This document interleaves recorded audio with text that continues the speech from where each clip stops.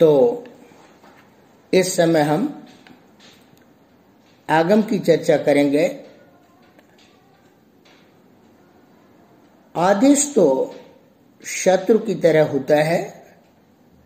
आदेशः शत्रुवत् भवति। जिस तरह से शत्रु अपने शत्रु का विनाश करके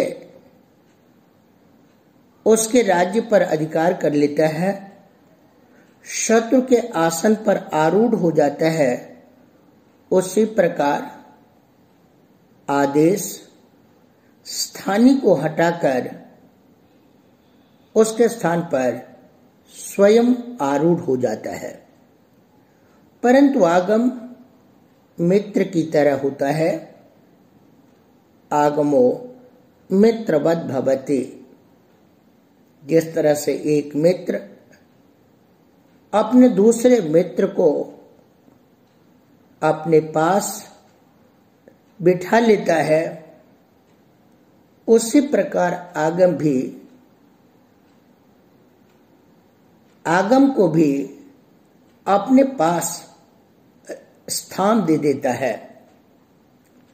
अब जो आगम की चर्चा की जाएगी उसमें से कुछ आगम आदि में होते हैं, कुछ आगम अंत में होते हैं और कुछ आगम अंत्य अच से पर में होते हैं।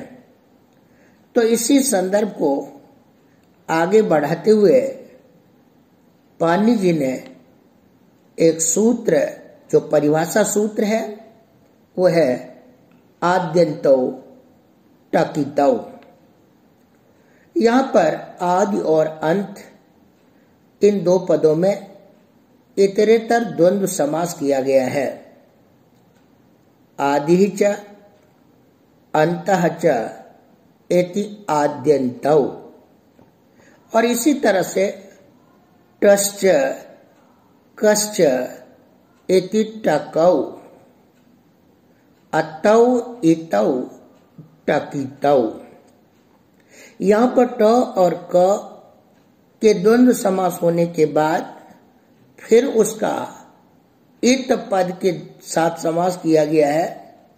इसलिए इस इत पद का क्रमशः ट और क के साथ संबंध है, तो टित और कित होता है। इस टित और कित का भी आदि और अंत के साथ क्रमशः अन्वय होता है, यथा संख्य मनुदेश समानाम नियम के आधार पर। इसलिए अर्थ होता है टित आगम आदि में होता है तथा कित आगम अंत में होता है। इसलिए सिद्धांत कौमुदी में भट्टोजी दीक्षित ने लिखा है, टित कितौ यस्योक्तौ तस्य क्रमात् आद्यन्तावयवौ स्तः। अर्थात टित और कित जिसकी की गई हो, वह टित क्रमशः आदि अवयव को और कित अंत अवयव को आगम के रूप में प्राप्त होता है। जो जिसका आगम होता है, अर्थात जिस वर्ण को उद्देश्य करके आगम का विधान किया जाता है, वह आगम उसका अवयवी बन जाता है, आगमी का अवयवी बन जाता है और उसके अवयव के रूप में सदैव उसके साथ रहता है। जैसे एक परिभाषा के द्वारा आगे स्पष्ट किया जाएगा, यदागमास तद्गुणी भूतास तद्ग्रहणेन गृह्यन्ते इति। और लोक में भी देखा जाता है, यदि देवदत्त के सिर पर फोड़ा हो गया हो तो वो देवदत्त का ही अवयव माना जाएगा और जहां जहां देवदत्त जाएगा अपने उस अंगाधिक्य के साथ जाएगा। इसी प्रकार जब कोई आगम जिस वर्ण का होता है उस वर्ण के अवयव के रूप में उस आगम का बोध होता है। अब एक एक करके उदाहरण के लिए दिया जाता है। जैसे डह सी धुट एक सूत्र है, यहां पर डह में पंचमी विभक्ति है और सी में सप्तमी है, परंतु यहां षष्ठी के अर्थ में सप्तमी है, इसलिए इस सूत्र का अर्थ होता है डात परस्य सस्य धुट वास्यात्। तो ड के बाद जो स, उस स को धुट का आगम हो। धुट में यहां पर ट और उ की संज्ञा होती है, ध शेष रहता है। ट की संज्ञा होने के कारण यह टित है, इसलिए स से आदि में यह धुट का आगम होता है और यह धुट स का अवयव माना जाता है और उसका रूप फिर बाद में खरिच से चर्त आदि करके षटत संतः बनता है। षड आगे संतः, धुट और चर्त करने के बाद षटत संतः बनता है। और चूंकि आगम अनित हुआ करता है, जब नहीं करते हैं तो षड आगे संतः और खरिच से चर्त करके षट संतः रूप बनता है। इसी तरह से जहां ngमो हृत स्वादचि ngमुन नित्यम, इस सूत्र में अच को ngमुट आगम होता है। यहां पर भी ngमः में पंचमी विभक्ति है और ngमः का विशेषण वहां पर ह्रस्व है, इसलिए ह्रस्व से पर। अब ह्रस्व की चर्चा जहां होगी वहां ह्रस्व का मतलब अच है, तो ह्रस्व अच से पर जो ngम, उससे पर में जो अच, यहां पर भी हम अच को षष्ठ्यंत मान लेंगे और उस अच को क्रमशः ngमुट आगम होगा। यदि पूर्व वाला अवयव ng हो तो फिर अच को ngुट का आगम, यदि पूर्व वाला अवयव वहां पर अण हो तो पर वाले अच को नुट का आगम, और यदि पूर्व वाला अवयव न हो तो पर वाले अच को नुट का आगम होता है। उदाहरण भी प्रत्यंग धनम आत्मा, यहाँ ng है पूर्व वाला अवयव, इसलिए आत्मा के आ अच को ngुट का आगम होकर प्रत्यंगात्मा। सुगण धनम ईसा, यहाँ पूर्व वाला अवयव ण है, तो उससे पर में जो ई अच है उसको णुट का आगम होकर सुगणीसा। और सन आगे अच्युतः में पूर्व वाला वर्ण न है, इससे उससे पर वाले जो अच्युतः का अ अच है उसे हम नुट का आगम करते हैं और बन जाता है सन्नच्युतः। विस्तार से चर्चा इस सूत्रों की व्याख्या के समय में की जाएगी। इसी तरह से जब हम कित कोई आगम करते हैं तो वो कित आगम अंत में हुआ करता है और अंत वाले वर्ण का वह अवयव माना जाता है। जैसे छेच। अब यहाँ पर ह्रस्वस्य पितिकृति, तो इस सूत्र से ह्रस्वस्य की अनुवृत्ति आती है, इसलिए अर्थ हो जाता है ह्रस्व से पर छ वर्ण को तुक हो। शिव धनम छाया, यहाँ ह्रस्व जो वर्ण अ है, शिव में अकार वकारोत्तरवर्ती अकार, उससे पर में जो वर्ण छ है। अब यहाँ पर छ को यदि आप तुक करेंगे तो वो तुक छ का अवयव होगा, लेकिन यह तुक छ को नहीं होता है, बल्कि शिव का जो ह्रस्व है उसको तुक होता है। तो वहां पर शिवत छाया होता है। यह जो तुक का त यह अ का अवयव माना जाएगा और बाद में स्तोष चुनाष्टु से शुद्ध करके शिवत छाया रूप बनता है। तो तुक में क की संज्ञा, उ की संज्ञा और क की संज्ञा होने के कारण यह कित है और कित होने के कारण यह अ जो अच है ह्रस्व वाला उसका अंत अवयव माना जाता है। तो इस तरह से जैसे हमने टित और कित की चर्चा की है उसी प्रकार एक आगम है मित आगम। अब उसके लिए कहते हैं अगला सूत्र है मेदाचोन्त्यात् परः। जो कोई मित आगम होगा अन्त्यात् परः, इसके अर्थ को समझने के लिए आवश्यक होगा यहाँ पर निर्धारण में षष्ठी विभक्ति है अचः में। इसलिए यदि अनेक अच हों तो उन अचों में विद्यमान जो अंत्य अच उस अच से पर में आप मित आगम करेंगे, ऐसा अर्थ किया जाता है। इसलिए भट्टोजी दीक्षित ने सिद्धांत कौमुदी में इस सूत्र के अर्थ को बताते हुए लिखते हैं वहां पर अचः इति षष्ठ्यंतम, यह अच जो है वो षष्ठ्यंत पद है। अचाम मध्ये योन्त्यः तस्मात् परस्यैव अन्तावयवो मित् स्यात्। अर्थात अनेक अचों में जो अन्त्ये भवम अन्त्य, अन्त्ये भवा अन्त्य, अंत में विद्यमान रहने वाला अच उस अच से पर में मित का आगम होगा।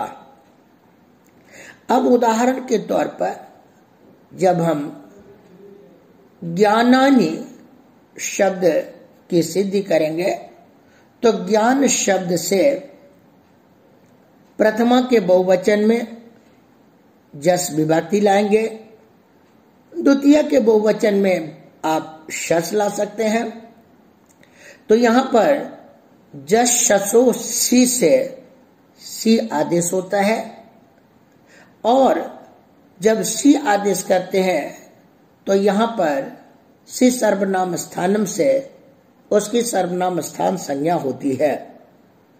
और नपुंसकस्य झलचः एक सूत्र है, वो कहता है जो नपुंसक लिंग वाला शब्द और उसमें झल या अच अंत में हो तो उसे नुम का आगम हो सर्वनाम स्थान प्रत्यय पर में रहने पर। हमने सी को शी सर्वनाम स्थानम से सर्वनाम स्थान संज्ञा की है, इसलिए सर्वनाम स्थान संज्ञा वाली विभक्ति पर में रहने पर जो ज्ञानों का अच अंत्य अच, ज्ञान में दो अच हैं, एक तो यहां पर य के बाद आ और दूसरा न के बाद अ। तो इन दो अचों में अंत्य अच है न उत्तर अ, उसको नुम का आगम हुआ। नुम में मकार की संज्ञा उकार की संज्ञा होने पर और अनुबंध लोप होने पर न बचता है और बनता है ज्ञानन। फिर शी में भी अनुबंध लोप करने पर ई सर्वनाम स्थाने संबुद्धो से यहाँ पर उपधा को दीर्घ होकर के ज्ञानान ई और बन जाता है ज्ञानान। तो यहाँ पर अनेक अच वाले जो ज्ञान शब्द है उसमें जो अंतिम अच है उसी के पर में नुम का आगम हुआ। यदि ऐसा न करें तो यदि कोई हलंत शब्द होगा तो वहां तो नुम का आगम हो ही नहीं सकता है। यदि अंत्य अच को किया जाए अर्थात किसी शब्द का अंत्य अवयव अच, तो जहां पर हलंत शब्द होगा वहां पर नुम का आगम नहीं हो सकता है। लेकिन हलंत शब्द में भी नुम का आगम होता है। यदि वहां पर अच मध्य में भी है तो उस अच के पर में होगा, क्योंकि यहां निर्धारण अर्थ में षष्ठी विभक्ति है। तो इस तरह से इस सूत्र का अर्थ किया जाता है।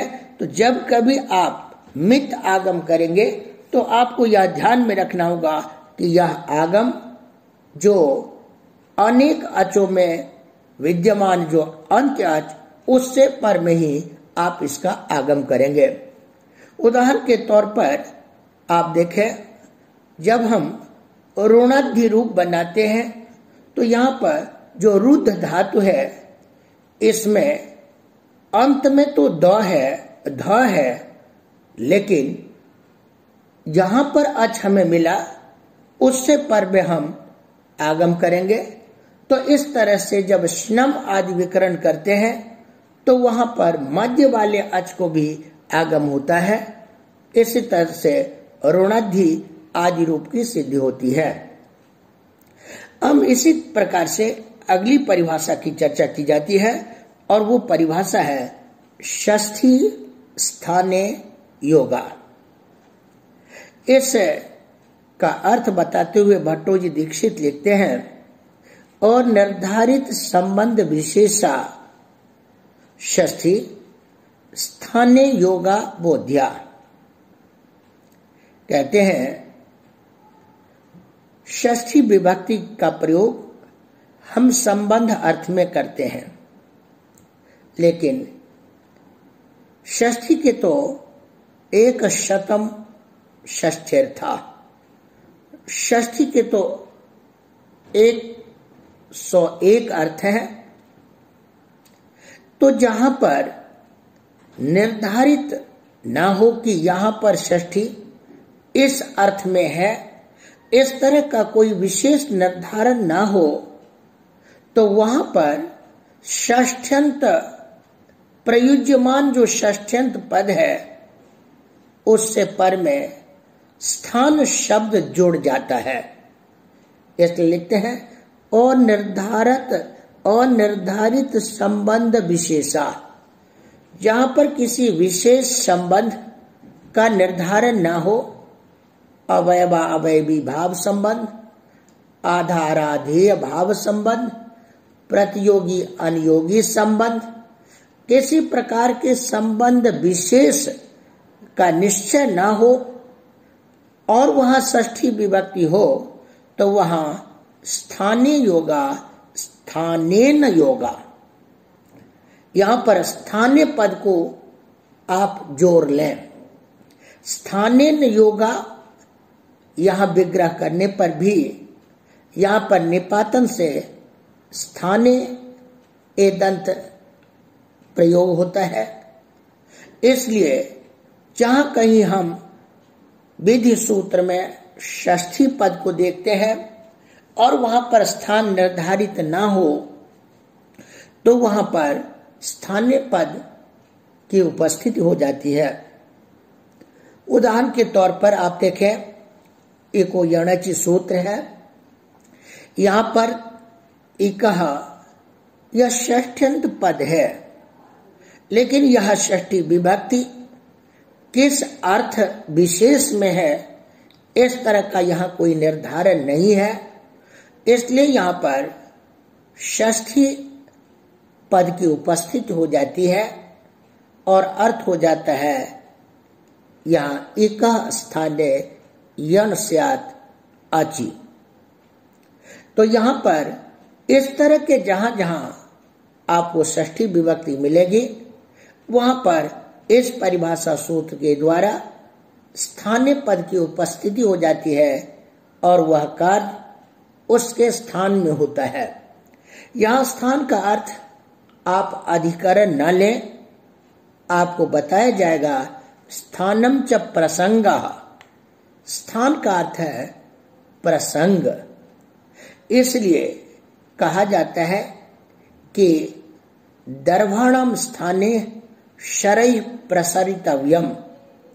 यज्ञ के समय दर्भ अर्थात कुशाओं के स्थान पर आप जो है शर का प्रस्तरण करें तो जहां पर दर्भ प्रस्तरण का प्रसंग आता है वहां पर हम शर प्रस्तरण कर लेते हैं।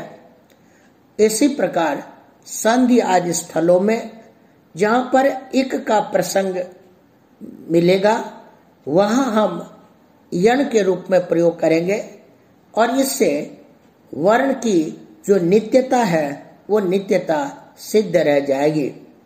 क्योंकि जब हम एक वर्ण को हटाकर उसके स्थान पर दूसरे वर्ण का आदेश करेंगे तो वर्ण की अनित्यता हो जाएगी, जो हम वैयाकरणों के सिद्धांत के विरुद्ध माना जाता है। तो इस तरह से इस सूत्र का उपयोग भी हम इको यणचि आदि विधि सूत्रों में करेंगे और इसकी सहायता से इको यणचि सूत्र के अर्थ को समझने में हमें सुविधा होती है। अब इसी तरह से एक अगली परिभाषा है, वो है स्थानेन्तरतमः। इस परिभाषा में अभी अभी हमने स्थाने की चर्चा की थी और स्थान शब्द आ ही गया। स्थाने अंतरतमः, यहां पर अंतर शब्द सादृश्य का वाचक है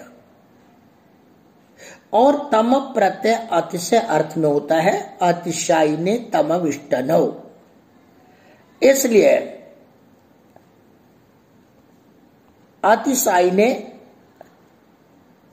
तमविष्टनौ से तम प्रत्यय होता है, इसलिए सादृश्य तम यह अर्थ निकल के आता है।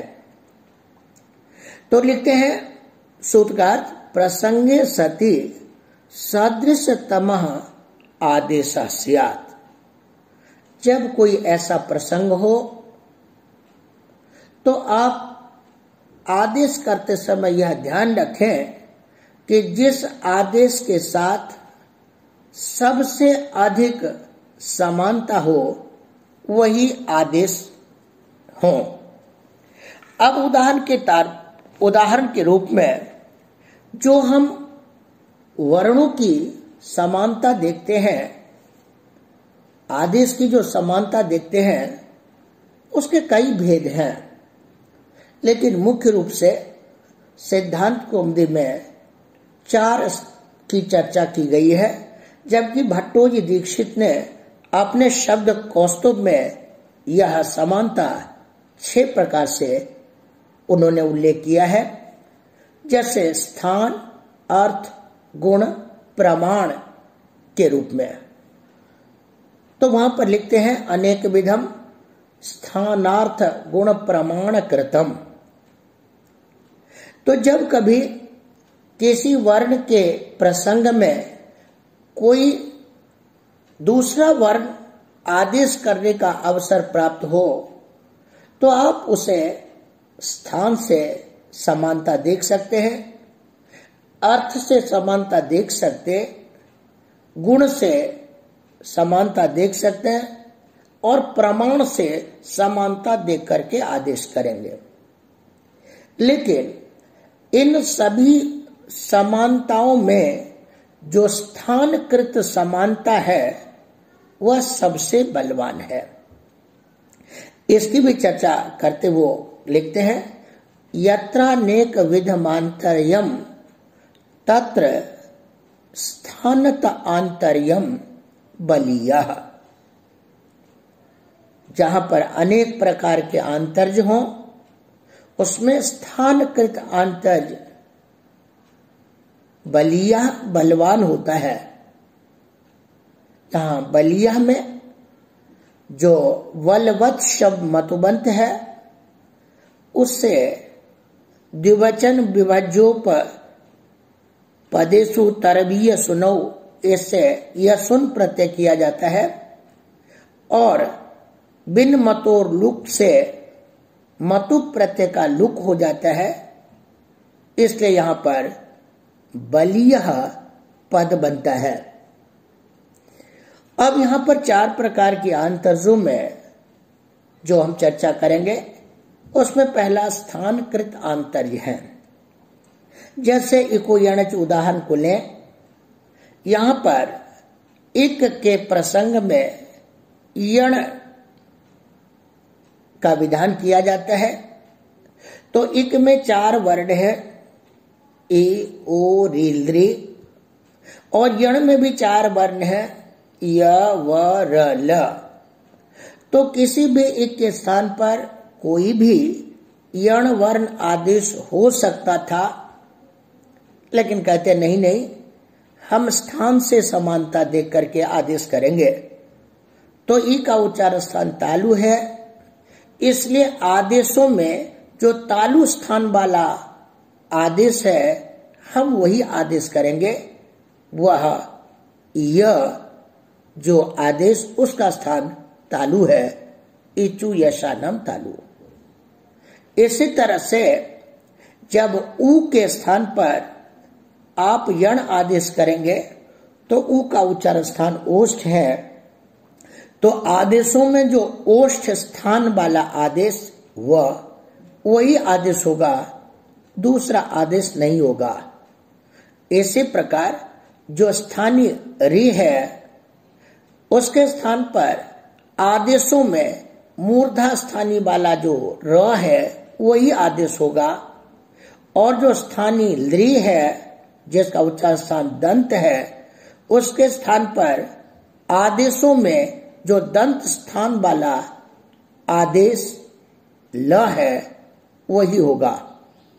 इसका अर्थ ये हुआ कि तालु स्थानिक इकार के स्थान पर तालु स्थान वाला यह आदेश ही होगा, ओष्ठ स्थान वाले उ स्थानीय के स्थान पर ओष्ठ स्थान वाला वह आदेश ही होगा, मूर्धा स्थानीय स्थान वाले स्थानीय री के स्थान पर मूर्धा स्थान वाला र ही आदेश होगा, और दंत स्थान वाले ली स्थानीय के स्थान पर दंत स्थान वाला ल आदेश ही होगा, दूसरा आदेश नहीं होगा। तो यदि यह परिभाषा यहां ना हो तो किसी भी एक वर्ण के स्थान पर कोई भी यण आदेश हो सकता है। अब अर्थ से भी प्रमाण देखा जाता है। जैसे एक सूत्र है त्रिज्यवत क्रोष्टो। ये सूत्र कहता है जो क्रोष्टु शब्द है उसके स्थान पर आप सर्वनाम स्थान विभक्ति पर में रहने पर त्रिजंत वत आदेश करें। तो त्रिच प्रत्यांत तो कर्त्री हर्त्री धर्त्री अनेक शब्द है, परंतु ये कोई आदेश नहीं हो सकता है, बल्कि ऐसा आदेश करें जो स्थानीय के अर्थ को कहने में सक्षम हो।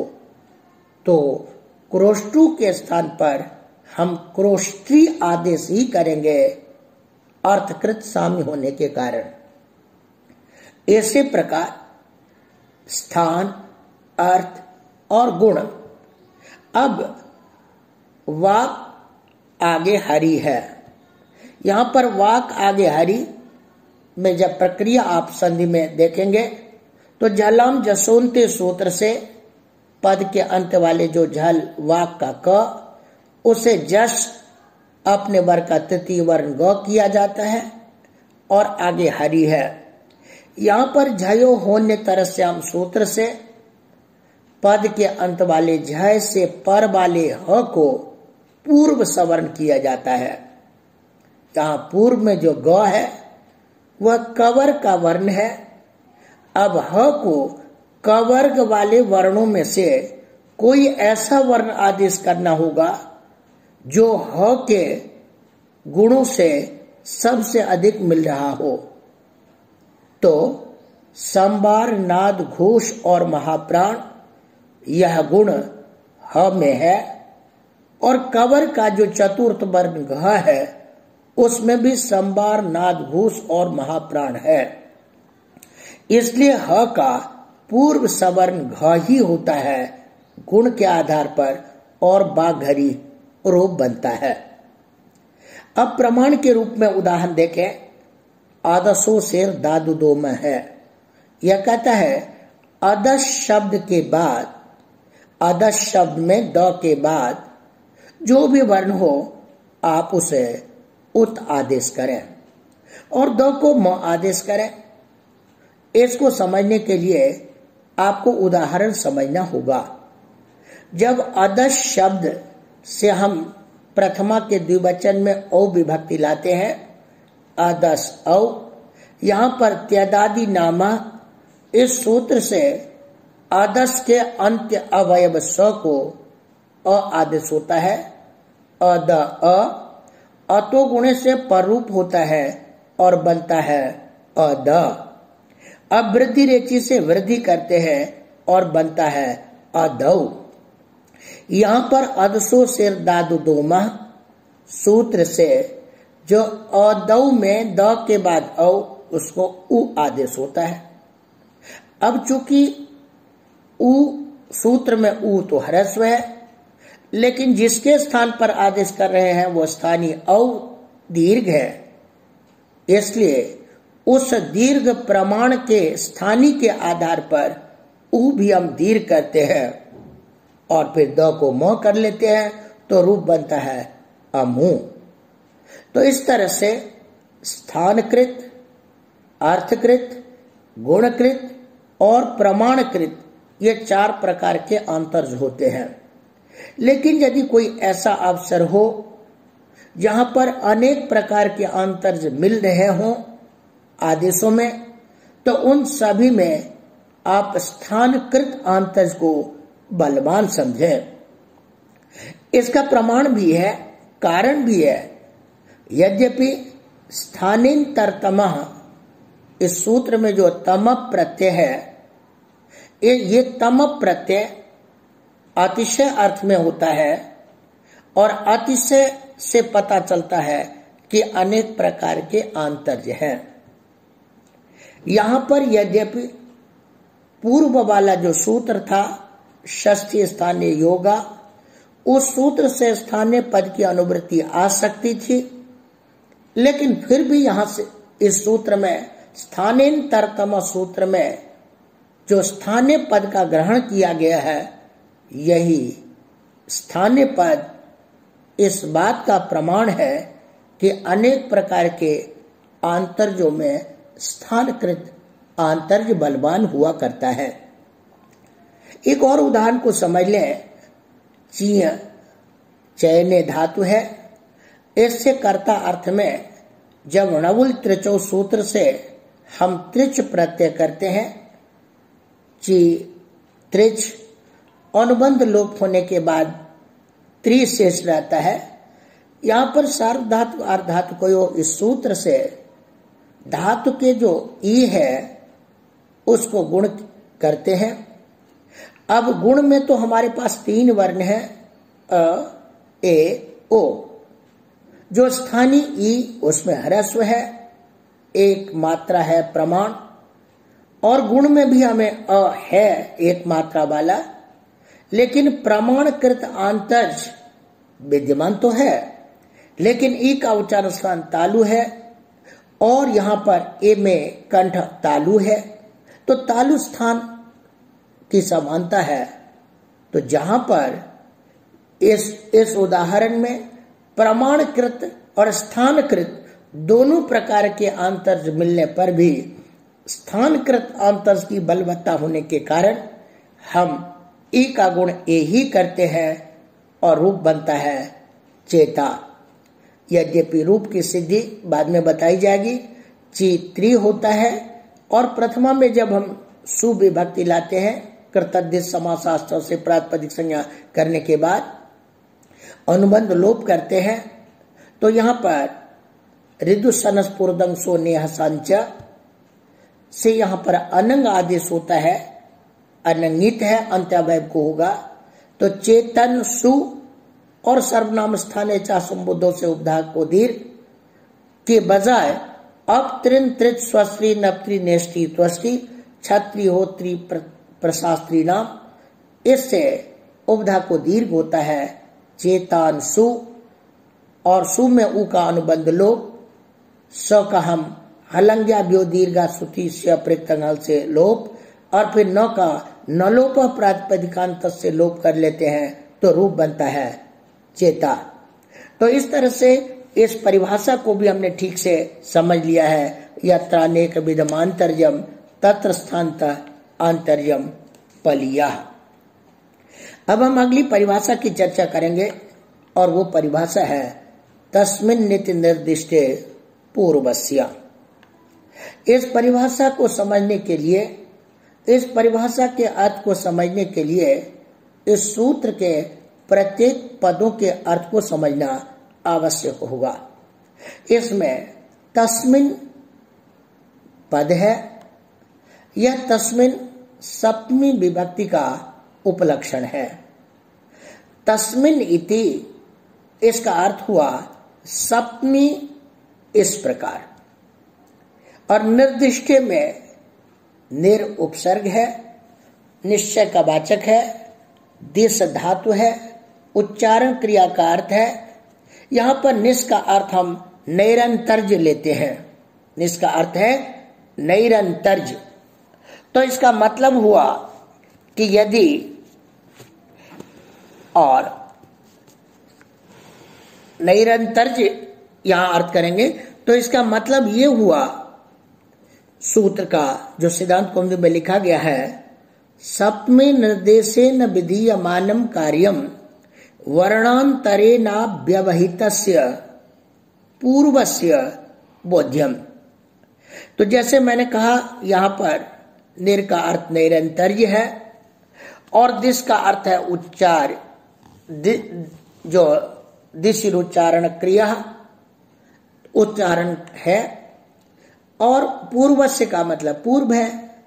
तो अर्थ हो जाता है कि यदि किसी विधि सूत्र में सप्तमी विभक्ति का उच्चारण करके और उसे निमित्त मान करके किसी कार्य का विधान हो, तो वह उस सप्तम्यंत पद से उच्चरित जो पद, सप्तम्यंत पद के रूप में उच्चरित जो पद, उससे जो बोध्य, उससे अव्यवहित पूर्व में ही कार्य करेगा।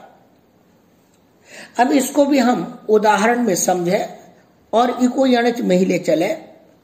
यहां पर इकह यण अचि, अचि सप्तम्यंत पद है, तो यहां पर अच का सप्तमी में अचि बना। यह उच्चार्यमान जो अच पद है वो सप्तमी विभक्ति के साथ उच्चार्यमान है।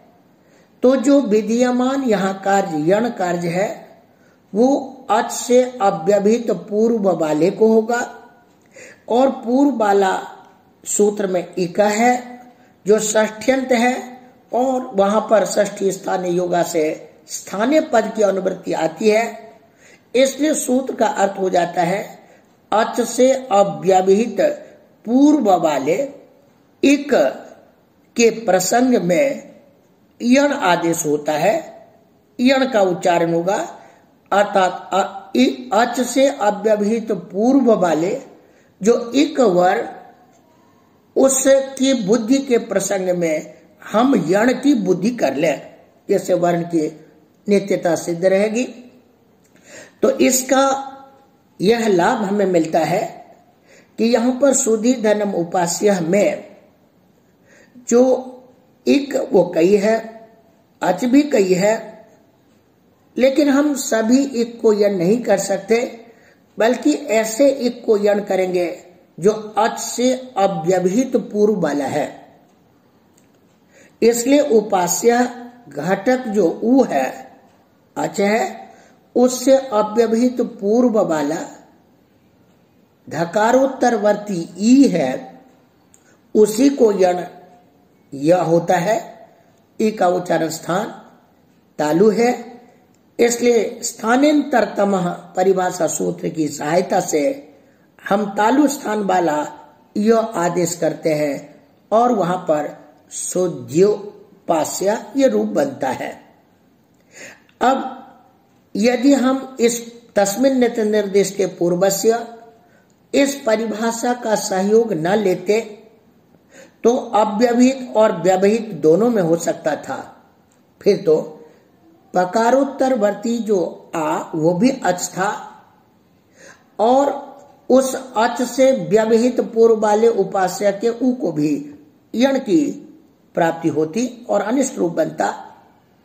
इसी तरह से जो सु का उ है वह भी धकारोत्तरवर्ती इकार से पूर्व में तो है, लेकिन बीच में धकार का व्यवधान है। तो इस परिभाषा की सहायता से हम अच से अव्यवहित पूर्व वाले को ही लेते हैं और ये नियम करता है कि अव्यवहितस्यैव न व्यवहितस्य। यह नियम करता है पूर्वस्यैव न परस्य। तो यहां जो अनियम था कि पूर्व को हो या पर को, वह नियम कर दिया पूर्व को ही करें।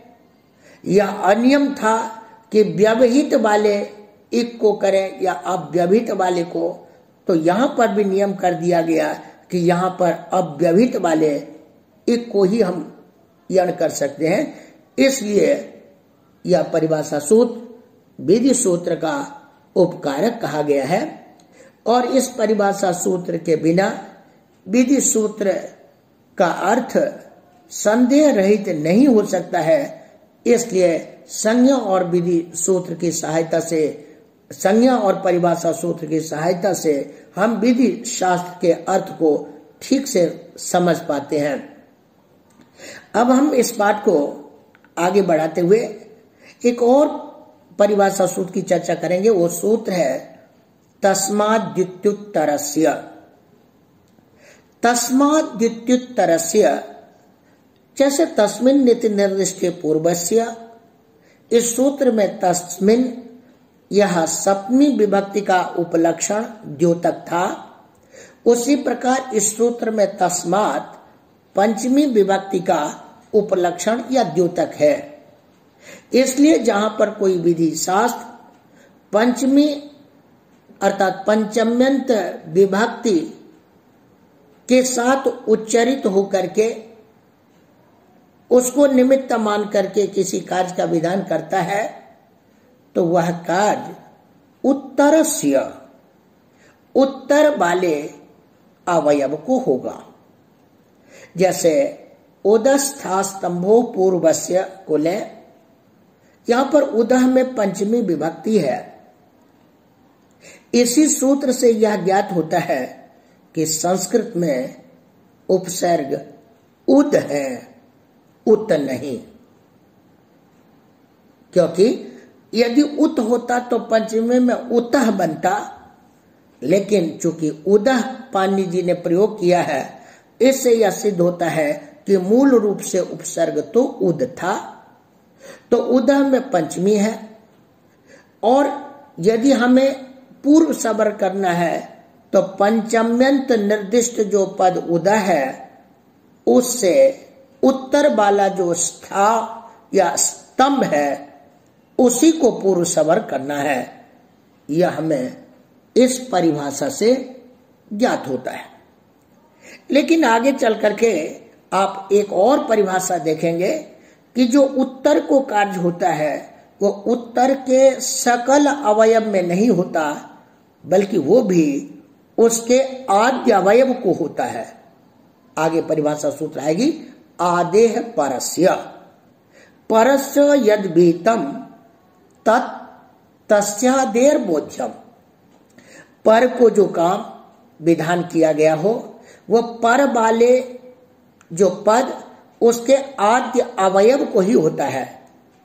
इसलिए यहां जो उदह पंचम्यंत से पर में स्थानम पद है, उद धनम स्थानम, यहां पर तो स्थानम को नहीं बल्कि स्थानम के जो आदि अवयव स है उसको पूर्व सवर्ण होता है।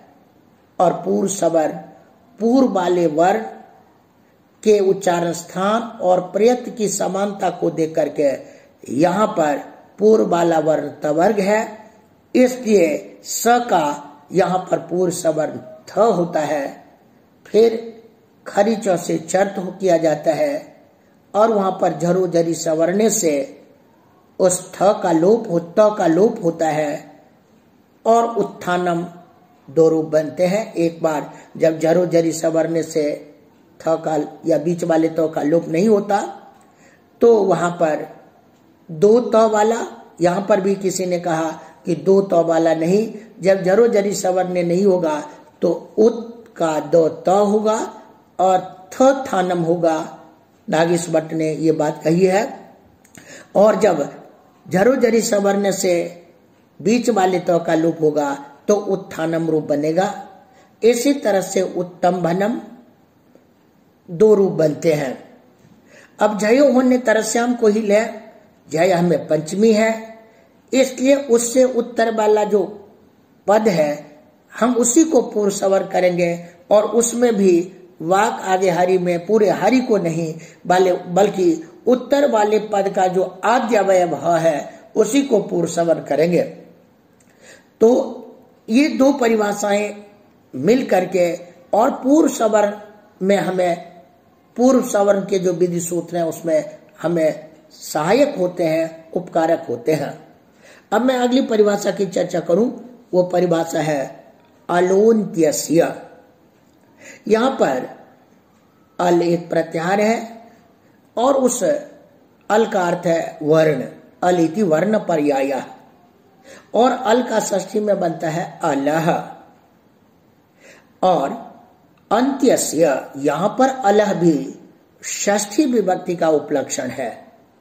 इसका मतलब यदि कोई विधि शास्त्र किसी षष्ठ्यंत पद को षष्ठ्यंत वाले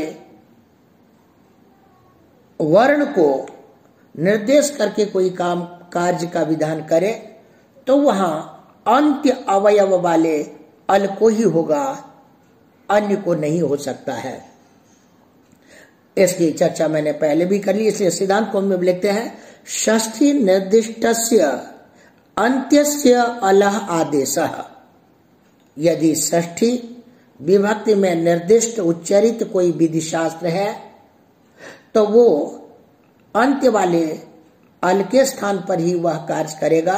जैसा कि मैंने उदाहरण बताया, त्यदादि नाम, यहाँ त्यदादि नाम में षष्ठी विभक्ति है और वो अ का विधान कर रहा है, तो त्यदादि गण में पठित जो वर्ण उसमें जो अंत्य वर्ण है द, उसके स्थान पर अ आदेश करता है। तो इस तरह से इसी प्रकार जब संयोगान्तस्य लोपस्य आप लोप करते हैं तो संयोगान्तस्य में षष्ठी विभक्ति है और यह परिभाषा वहां पहुंच जाती है और वो कहता है संयोगान्तम यत् पदम तदन्तस्य लोपस्यात्। संयुक्त अंत वाले जो पद उसके जो अंत्य वाले वह अल अर्थात वर, आप उसी का लोप करेंगे, पूरे पद का आप लोप नहीं कर सकते हैं। तो इस तरह से इस परिभाषा की सहायता से संयोगान्तस्य लोपः सूत्र का अर्थ संदेह रहित ज्ञात होता है। त्यादादि नामा, इसका अर्थ संदेह रहित हमें ज्ञात होता है। अब एक परिभाषा है नित्य। अब ये परिभाषा, ये जो सूत्र है परिभाषा सूत्र, ये कहता है कि यह जो कोई ऐसा आदेश वो आप अंत्य अवयव को ही करेंगे, जैसे अलोन्त्य से करता है वैसे कोई नित हो तो अंत्य वाले अवयव को ही करेंगे। तो सिद्धांत कौन लिखते हैं अयम अपि अंत्यस्यैव स्यात्। जैसे आप अलोन्त्यस्य के कारण षष्ठी निर्दिष्ट वाले जो कार्य वो अंत्य अवयव को होता है, ऐसा ही कोई कार्य यदि आप वो नित्य वाला हो तो वो भी अंत्य को ही होगा। और मैंने उदाहरण आपको पहले भी बताया, जैसे पितृ शब्द है वहां अनंग करेंगे तो अनंग में नकार की संज्ञा होती है, अन्न शेष रहता है तो वहां पर जैसे मैंने चेत्री को अनंग करेंगे तो री को हमने अन किया था, चेत्री में अंत्य अवयव री है उसको किया। दूसरा उदाहरण भी आप समझ सकते हैं, जो सखी शब्द है और सखी शब्द से जब प्रथमा में सु विभक्ति लाते हैं सखी सु, तो यहाँ पर अनंग सौ इस सूत्र से सु विभक्ति पर में रहने पर सखी शब्द के अंग को अनंग आदेश होता है। प्रत्यय पर में रहने पर पूर्व की अंग संज्ञा होती है, तो सु प्रत्यय पर में रहने पर सखी की अंग संज्ञा हुई और उसका अंग अवयव के रूप में जो ई है, यद्यपि अंग संज्ञा पूरे सखी शब्द की है, लेकिन चूंकि अनंग आदेश होगा वो नित्य है, तो संपूर्ण सखी के स्थान पर नहीं बल्कि सखी शब्द का अंत्य अवयव जो ई है उसके स्थान पर हम अनंग आदेश करते हैं। अनंग में नान्त आदेश होता है, क्योंकि अनंग का जो न का अ है वो भी उच्चारण के लिए है, तो बनता है सखन सु, और फिर हम सर्वनाम स्थाने चा संबुद्धों से उपदादीर कर लेते हैं सखान सु।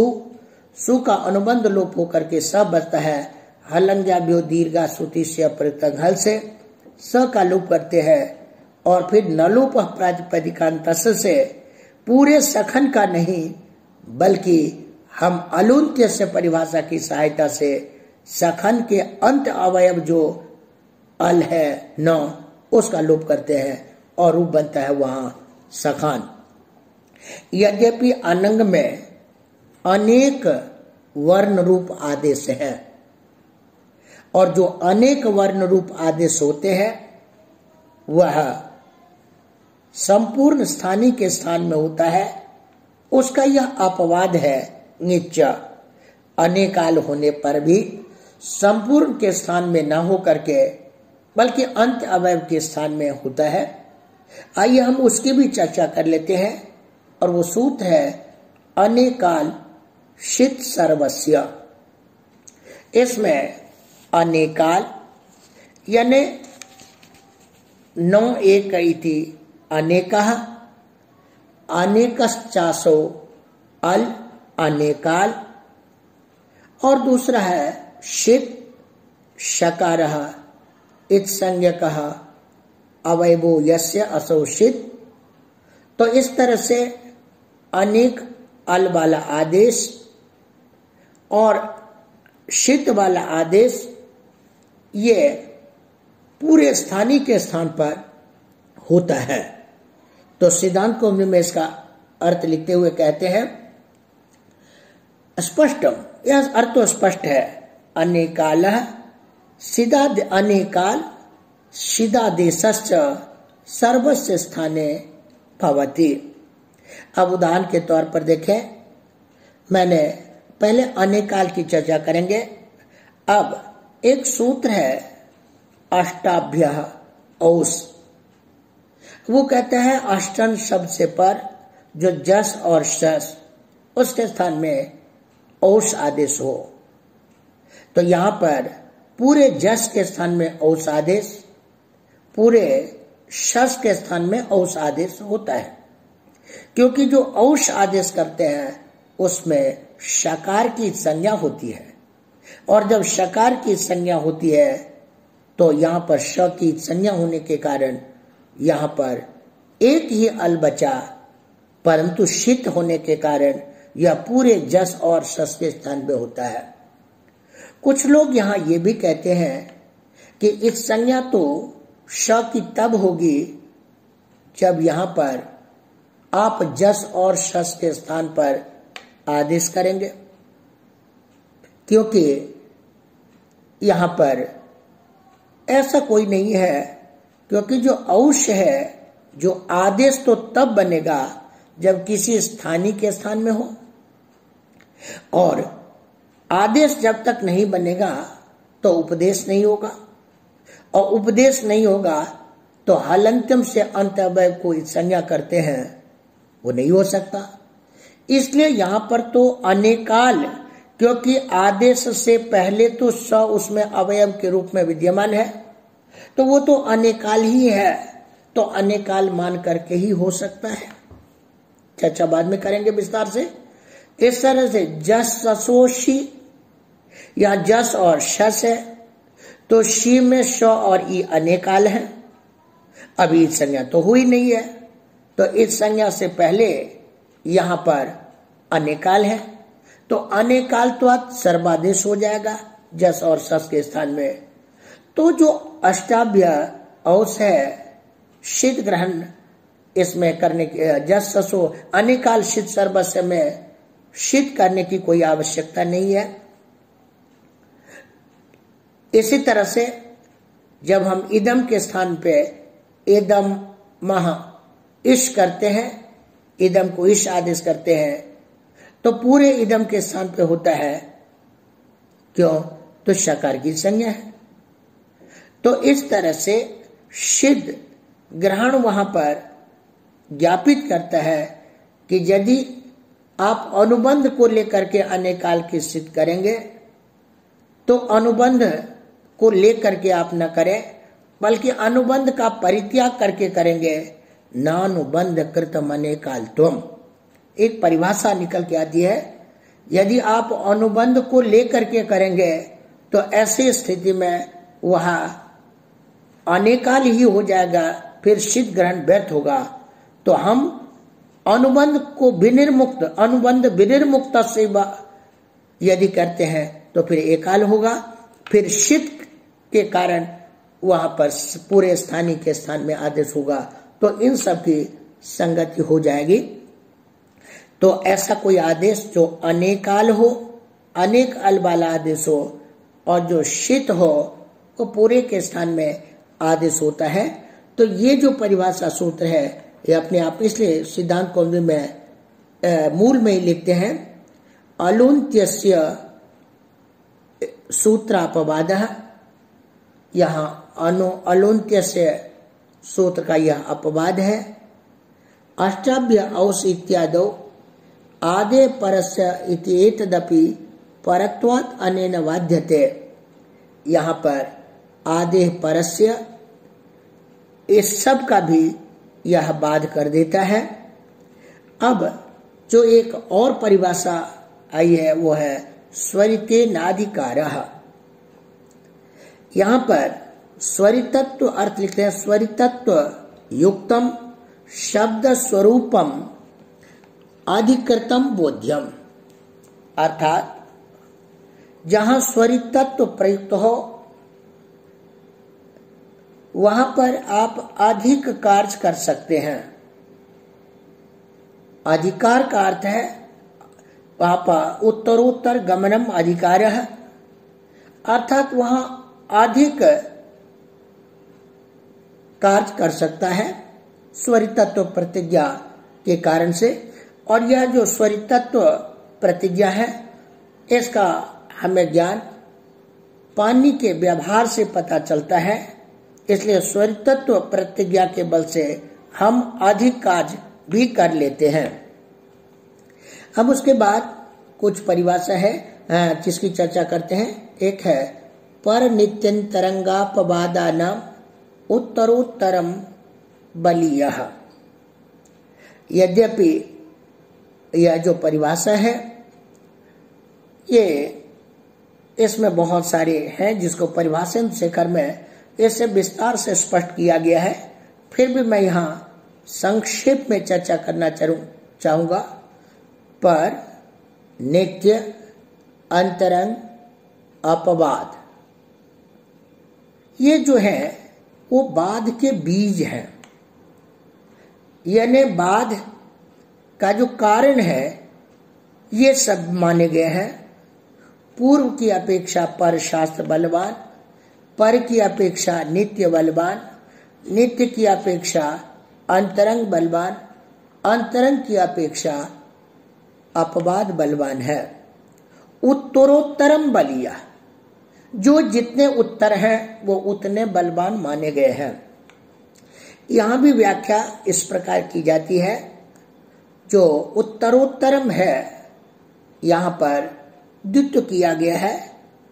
आनुपूर्वे द्वे वाच्य, ये वाच्य आनुपूर्वे द्वे वाच्य इससे यहाँ पर उत्तर पद को द्वित्व किया गया है तो उत्तर उत्तरम बना। यहाँ पर कर्मधारय बदभाव किया गया है और वहां पर लिखते हैं कि कर्मधारय वदुत्तरेषु। तो यहाँ पर कर्मधारय किया गया है तो कर्मधारय समास मानकर यहाँ पर अतिदेश के रूप में कर्मधारय किया तो बीच की जो विभक्ति है विभक्ति का लुक हुआ तो उत्तर उत्तर, गुण करने के बाद उत्तरोत्तर, नपुंसक लिंग में होने के कारण उत्तरोत्तरम। और जो बलिया है इसमें बलवत शब्द से मतुप प्रत्यय, बल से मतुप किया बलवत और फिर बलवत से हमने यसुन प्रत्यय किया, द्विवचन विभज्योपपदेशु तरबीय सुनव। और इस यसुन प्रत्यय का फिर यसुन प्रत्यय करने के बाद यस बचता है। बिन मतूर लुक से मतु प्रत्यय का लोप हुआ इसलिए बल यस हुआ और यहाँ पर टी का लोप हुआ, बलियस सकार का रुत विसर्ग करके बलिया बना। यहाँ पर ध्यान रखना होगा कि पूर्व की अपेक्षा पर, नित्य, अंतरंग और अपवाद ये चारों बलवान हैं और इसी तरह से पर की अपेक्षा नित्य, अंतरंग और अपवाद ये तीनों बलवान है और फिर अंतरंग नित्य की अपेक्षा अंतरंग और अपवाद ये बलवान है और फिर अंतरंग की अपेक्षा अपवाद बलवान है। इसलिए कभी कभी यह भी कहा जाता है परत्वात् नित्यत्वाच्च, यह पर होने के कारण और नित्य होने के कारण यह शास्त्र बलवान है। तो इस तरह से अलग अलग संदर्भों में अलग अलग कारणों से एक दूसरे से बलवत्ता सिद्ध की जाती है। आप जानते ही हैं कि पूर्व की अपेक्षा पर बलवान होता है और इसमें हमारा पानी का सूत्र है विप्रतिषेधे परम कार्यम। उदाहरण के तौर पर वृक्ष शब्द से जब आप पंचमी में के बहुवचन में भ्यस विभक्ति लाएंगे और वृक्ष भ्यस होगा तो यहाँ पर भ्यस पर में रहने के कारण सुपिच से दीर्घ की प्राप्ति है और बहुवचने झल्येत से एतु की प्राप्ति है। सुपिच सूत्र से तुरंत बाद वाला बहुवचने झल्येत सूत्र है इसलिए वहां पर परत्वात् बहुवचने झल्येत से एत होता है और वृक्षेभ्य रूप की सिद्धि होती है। तो इस परिभाषा के कारण वहां वृक्षेभ्य में पर के कारण एतु ही माना गया है। इसी तरह से पर की अपेक्षा नित्य भी बलवान माना गया है। उदाहरण के तौर पर पहले नित्य क्या है, यद्यपि नित्य की कई परिभाषा दी गई है फिर भी कृताकृति प्रसंगी नित्यम अर्थात किसी अन्य शास्त्र के कर देने के बाद किसी अन्य शास्त्र की प्रवृत्ति हो और या किसी अन्य शास्त्र के न करने पर भी अन्य शास्त्र की प्रवृत्ति हो उसे हम नित्य कहेंगे। अर्थात अन्यस्मिन् शास्त्रे कृते अकृते वा यदि शास्त्रांतरस्य यस्य प्रवृत्तिर्भवति तन्नित्यम।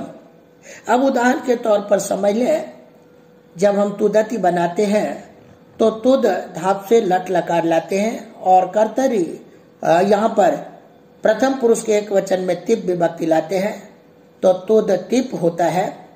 तिप की सार्वधातुक संज्ञा होने के कारण तुदादिभ्य श से सविकरण आता है।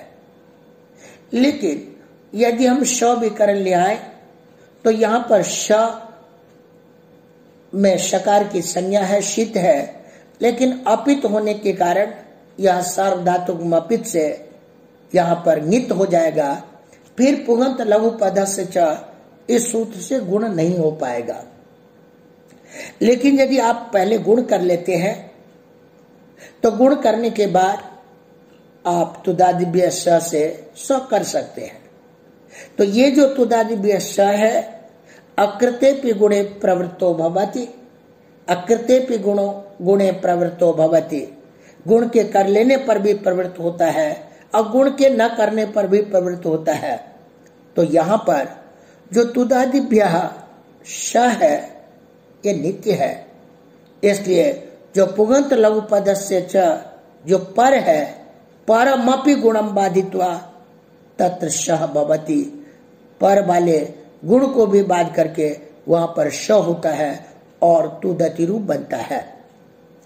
इसी तरह से नित्य की अपेक्षा अंतरंग शास्त्र बलवान होता है।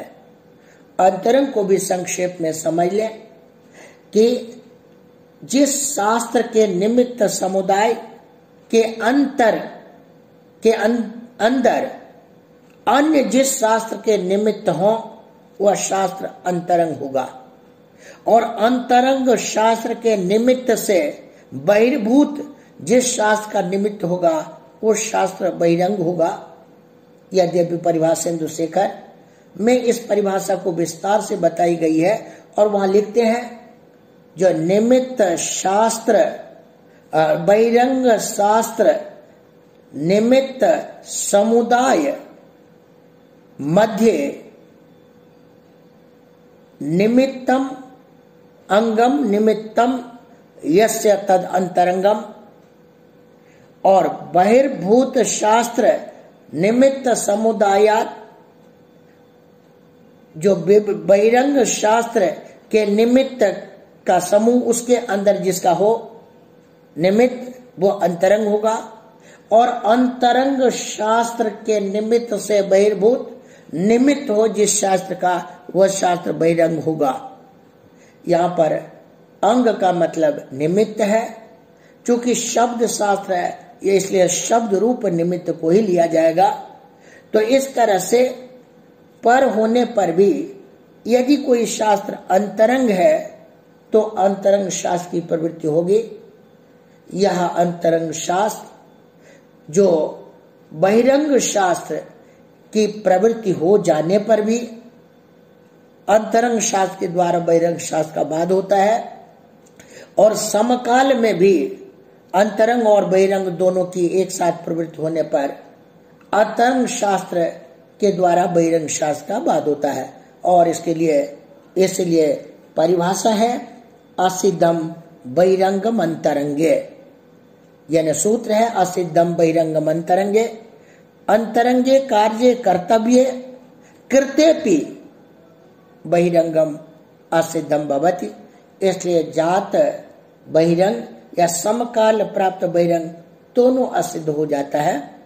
और असिद्धम बहिरंगम अंतरंगे भी एक परिभाषा है जिसकी चर्चा वह उठ इस सूत्र में स्वयं भाष्यकार ने किया है।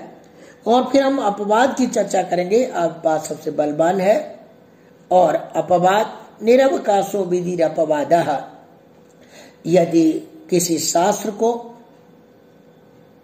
अब अवसर नहीं मिल पाता है तो वो व्यर्थ हो जाएगा, और व्यर्थ होकर के वो अपवाद हो जाता है। इसलिए अपवाद होने के कारण वो सबसे बलवान होता है। जैसे उदाहरण के तौर पर आप देखें, शी आगे ईश है, यहाँ आद्गुण सूत्र से इको यण सूत्र से यण की भी प्राप्ति है, लेकिन यदि यहाँ पर आप यण कर देंगे तो अकस अवर्ण दीर्घा की कभी प्राप्त नहीं हो सकती है, और इसे कहीं अवकाश नहीं मिल सकता है। इसलिए जो अकस अवर्ण दीर्घ है वो यण का अपवाद है। इसी तरह से एचो यवायव है, और एचो यवायव जो है वो एंगा पदांता दति जो है वो एचो यवायव का अपवाद है, क्योंकि सब जगह यदि यहाँ पर अयादि संधि हो जाए तो फिर एंगा पदांता दति से पूर्व रूप नहीं हो पाएगा। इसलिए यह पूर्व रूप जो है वो एचो यवायव का अपवाद होगा। तो इस तरह से जो अपवाद शास्त्र होता है वो सबसे बलवान होता है। तो आगे असिद्धम बहिरंगम अंतरंगे है, मैंने इसकी भी चर्चा आपको कर दिया है। तो यहाँ पर अंतः का मतलब है मध्य, अर्थात बहिरंग शास्त्र निमित्त समुदाय मध्य यस्य शास्त्रस्य निमित्तम तद अंतरंगम, अंतरंग शास्त्र निमित्त तद बहिर्भूतम अंगम निमित्तम यस्य तद बहिरंगम। अब जो अगली परिभाषा है, और ये परिभाषा प्रकरण की अंतिम परिभाषा है, यहाँ पर अकृत व्यूहा पाणनीया।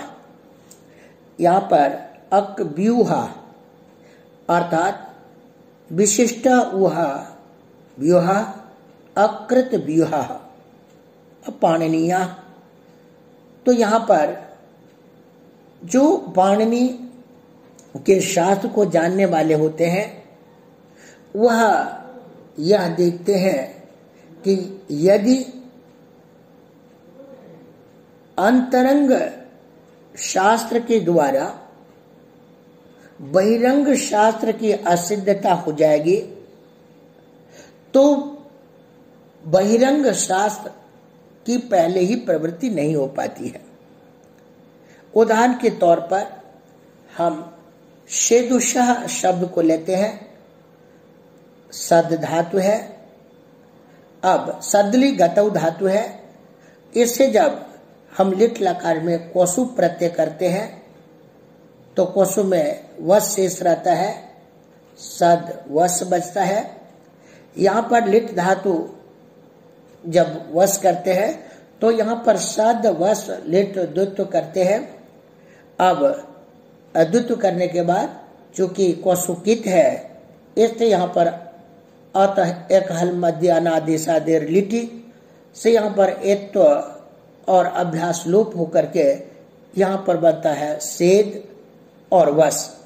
चूंकि वस वलादि आर्धातुक है तो आर्धातुक का सेद वलादि से इट होना चाहिए, लेकिन यहाँ पर वस को वस्वे का धाम इस सूत्र से वह को संप्रसारण होता है। अब संप्रसारण यदि वह को होगा तो जिस वह आर्धातु प्रत्यय को मान करके हम यहाँ पर वस को इट का आगम करेंगे तो संप्रसारण करने के बाद वह को ऊ हो जाएगा, फिर मध्य में इट श्रवण होगा। तो इट श्रवण होने के बाद वहां पर ई के बाद संप्रसारण वाला ऊ है, फिर यण होने लगेगा और सेदुषा रूप नहीं बनेगा। इसलिए जो यहाँ पर पहले से प्राप्त है इट, उसको भी बाद में आने वाले जो बहिरंग है उसके आ जाने के कारण यहाँ पर अनिष्ट रूप न बन जाए, इसलिए हम वहां पर संप्रसारण को भी नहीं करते हैं। इसलिए इसका अर्थ लिखते हैं निमित्तम विनाशोन्मुखम दृष्ट्वा तत्प्रयुक्तम कार्यम न कुर्वन्ति इत्यर्थः। अर्थात जो इट का निमित्त है वह बल वह बाद में संप्रसारण करने के कारण नष्ट हो जाएगा, तो निमित्त के बाद में नष्ट होते हुए देखकर उस निमित्त को मान करके होने वाला जो इट है वो इट भी नहीं होता है।